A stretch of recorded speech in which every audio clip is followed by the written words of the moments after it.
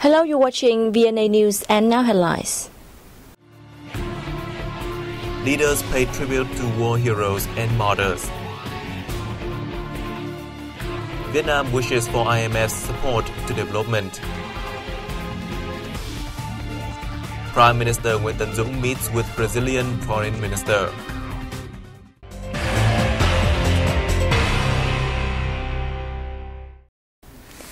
Vietnamese incumbent and former leaders offered incense and lit grease at the monument to war heroes and martyrs on July 27th, the National War Invalid and Martyrs Day.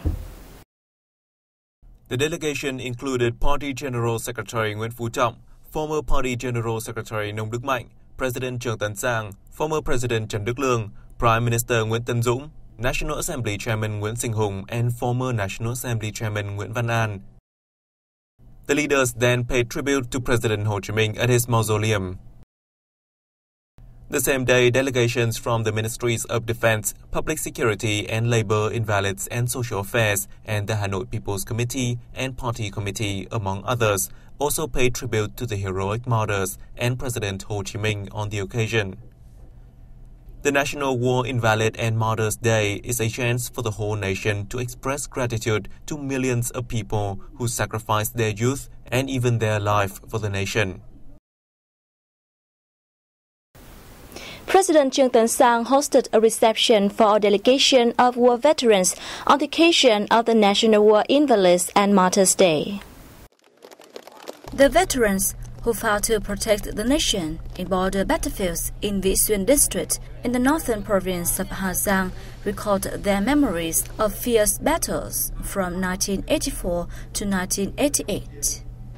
As a key mobile force in Military Zone 2, their victory in a number of big battles firmly preserved the nation's territorial and border. They said they hope the party and state will continue its efforts to complete preferential policies for war invalids. They also pledged to promote the revolutionary spirit and act as good examples for the youth. President Trường Tấn Sang stated that the party, state, and people continually remember the sacrifices of heroes and martyrs.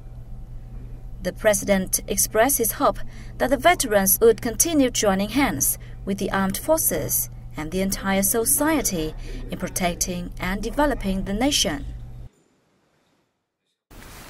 Vietnamese ambassador to Cambodia, Thạch Sư, has led a delegation to pay respect to fallen volunteer Vietnamese soldiers at a monument dedicated to the soldiers in Phnom Penh, capital city. This is an annual activity to mark Vietnam's War Invalids and Martyrs Day, which falls on July 27th. During the wars, tens of thousands of Vietnamese soldiers and experts lost their lives while undertaking international missions in Cambodia. The remains of more than 4,000 soldiers have yet to be found. Vietnam and Cambodia are making joint efforts to search for and repatriate the remains with the goal of completing the task by 2020. In Germany, a requiem was celebrated to pay tribute to soldiers who sacrificed their lives during the cause for national defense. The celebration aimed at inspiring young Vietnamese generations in Germany to heroic traditions of their nation. The central province of Quảng Trị is home to nearly 500 relic sites, with many considered national heritage. A tour of these historical war relics was recently launched, attracting numerous tourists. In July each year, on the occasion of War Invalids and Martyrs Day, Quảng Trị welcomes thousands of visitors, mainly war veterans and relatives of fallen soldiers. Among them are graying mothers, wrinkled wives, and grown-up children. They will come here to pay tribute to the soldiers who fell in Vietnam's struggle for national independence.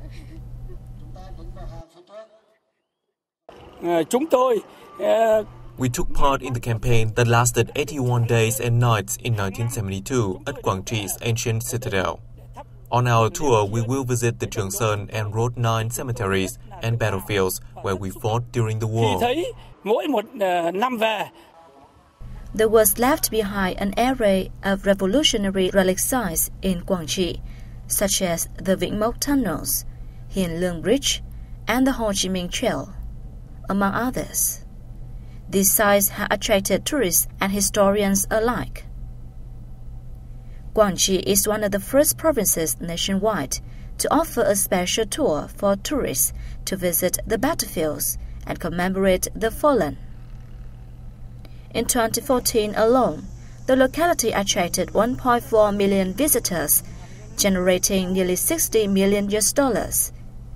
In the first half of this year, 877,000 people came to Quảng Trị, earning the province almost $42 million.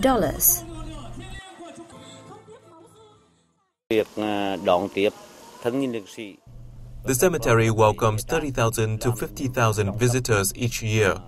Apart from maintaining the graves, we also bury the remains of Vietnamese volunteer soldiers and experts who died in Laos.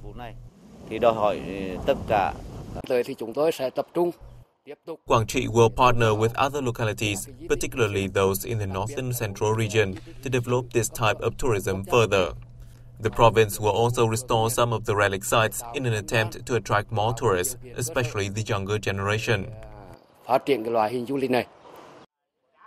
The Central Province plans to organize various events to bring history to life, including revolutionary festivals, aiming to attract both domestic and international visitors.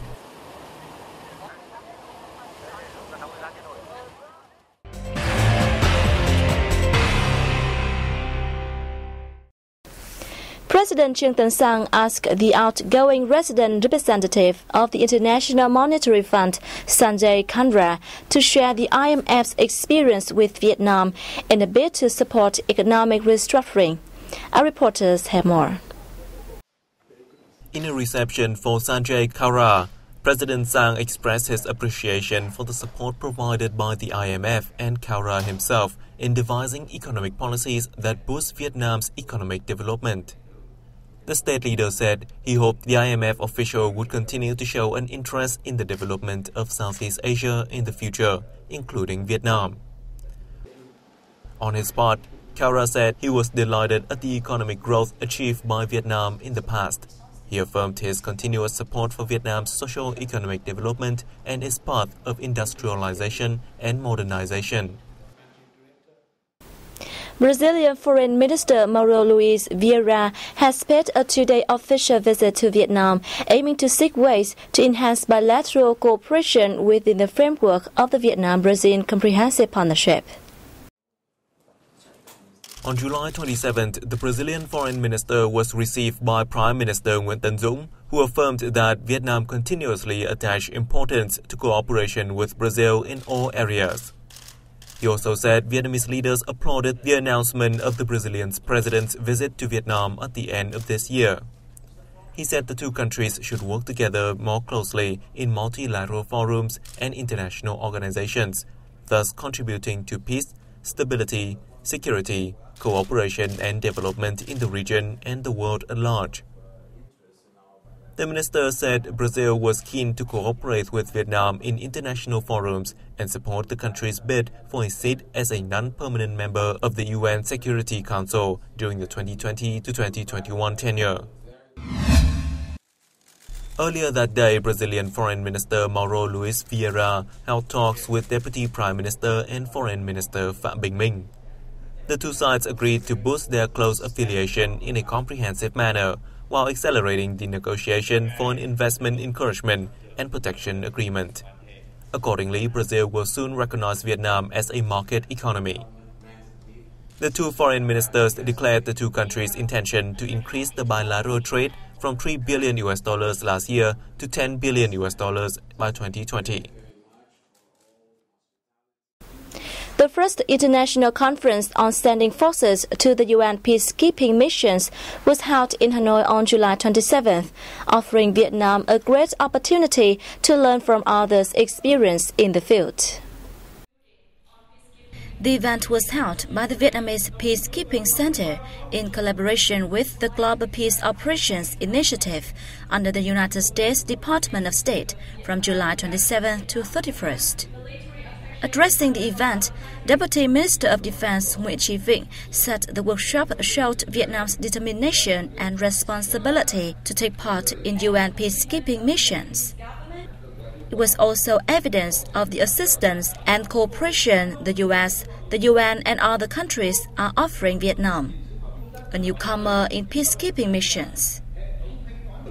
The Vietnamese Peacekeeping Center has sent 7 officials to individually participate in missions in South Sudan and Central Africa. The center is training medical staff in hospitals in Hanoi and Ho Chi Minh City for field hospitals.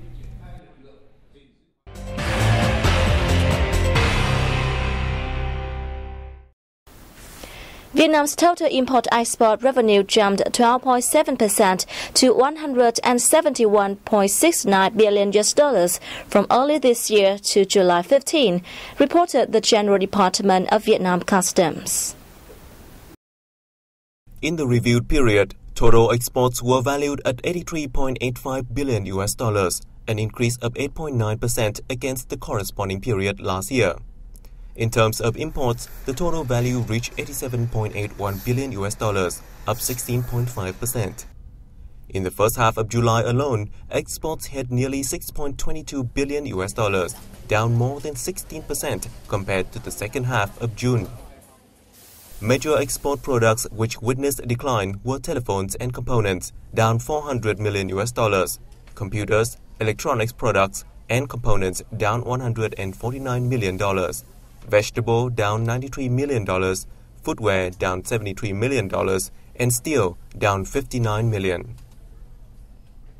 Meanwhile, imports during the first half of July rose 2.3% to $7.16 billion compared to the second half of June. The increase was attributed to rising in crude oil, up $48 million, petroleum up $45 million, metal $42 million, and animal feed up $31 million. The northern province of Bắc Giang has earned more than $184 million from the sales of lychees so far this year, which is also the first time local consumption has exceeded exports. The province earned $123.8 million from the sale of fresh lychee and $78.2 million from lychee processing. For the first time, domestic consumption accounted for approximately 55% of total sales, thus outperforming lychee exports. Moreover, this crop was sold in each province and city of Vietnam rather than just in large cities like in 2014. Total domestic consumption reached 104,500 tons, with the southern market accounting for 60%. This was also the first time Lục Ngạn lychees were exported to the US and European markets. China remains the largest importer of Vietnamese lychee, purchasing as much as 80,300 tons, 94% of Vietnam's total lychee export value. Ho Chi Minh City welcomed more than 2.1 million international arrivals in the first 6 months of this year, a 3% year-on-year increase. This figure is encouraging as the total number of foreigners visiting Vietnam fell by 11% to 3.8 million during the same period. The drop was attributed to the decrease in the number of tourists from traditional markets such as China and Russia. Most of visitors to Ho Chi Minh City came from the US, Japan, the Republic of Korea, and ASEAN countries. The city's tourism sector earned over $2 billion in the first half of this year, up 7% from the same period last year. The city tourism department is all set to ask the tourism ministry to extend the waiver period for tourists from the UK, France, Italy, Spain, and Germany, allowing them to stay for 30 days without a visa. And that has wrapped up our news bulletin. Thanks for joining us, and goodbye for now.